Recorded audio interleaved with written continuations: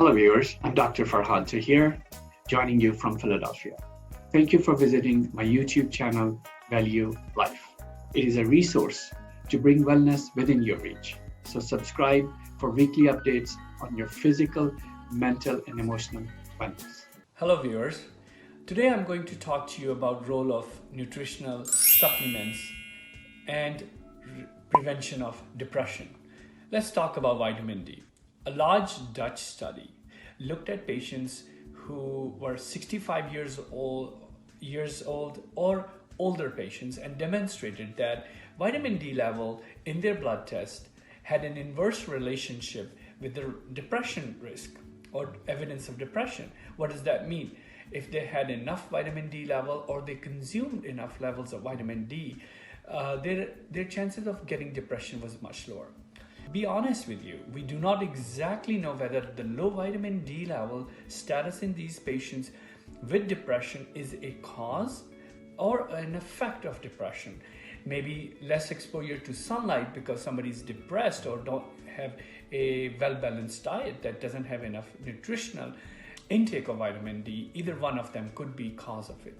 But we know that supplementation with vitamin D is a safe and inexpensive way to treat depression. There is emerging evidence suggests that it may play a role in prevention of multiple medical problems, which include falls in older people, which is always a common concern we have, cardiovascular disease, colon cancer, autoimmune diseases, and so on. The list goes on. B vitamins, folic acid, and B12 are an essential part of synthesis of neurotransmitters such as SAMe, S-adenosylmethionine, and each of these vitamins, B vitamins, function for the molecules that actually help produce neurotransmitters or neurochemicals that help maintain a certain balance and avoid the development of depression. A trial of B complex vitamins is advisable for anyone who is older and has B12 deficiency. As a matter of fact, many studies have found out that many elderly patients have deficiency of B12, which is a very common problem, and supplementing them with B complex and vitamins could help tremendously.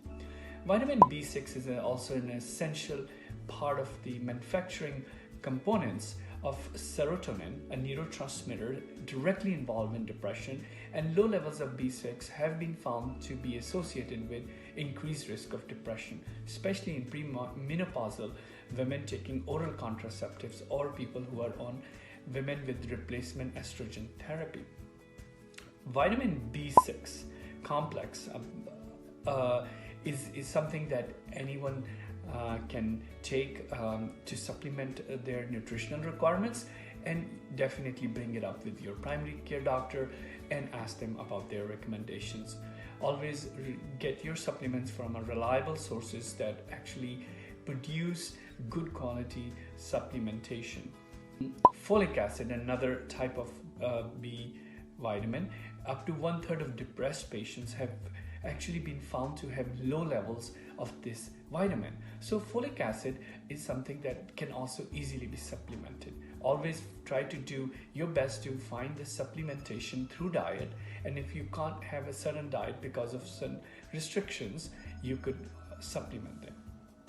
So a subgroup of depressed patients with folate deficiency and impaired neurotransmitters, they were identified, and the study actually used folic acid supplementation with relief of their symptoms. In fact, depression is the most common symptom of folate deficiency. So nutritional deficiencies have a stronger impact on your health and sometimes does not get the enough attention.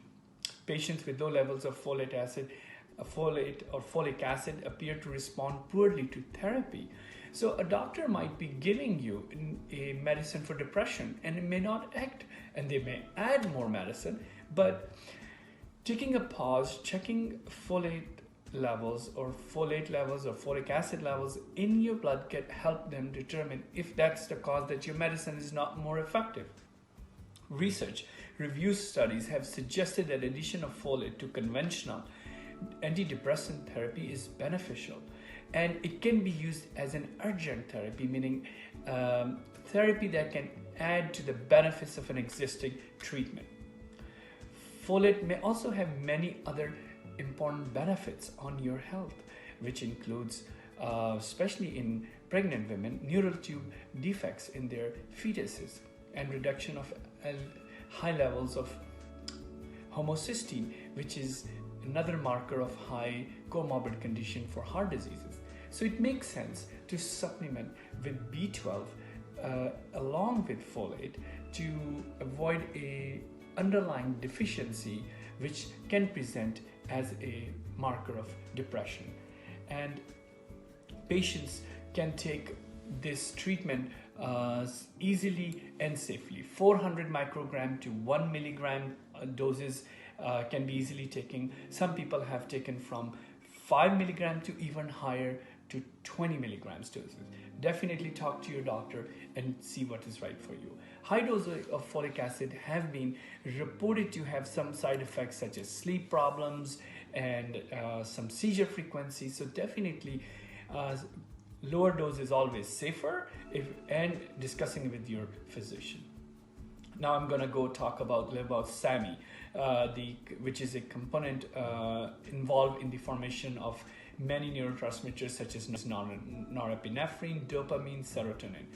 Its synthesis is decreased in patients with depression, and the neurotransmitter production is decreased, and in the absence of this, the cells are not fluid enough to actually get those neurotransmitters inside it.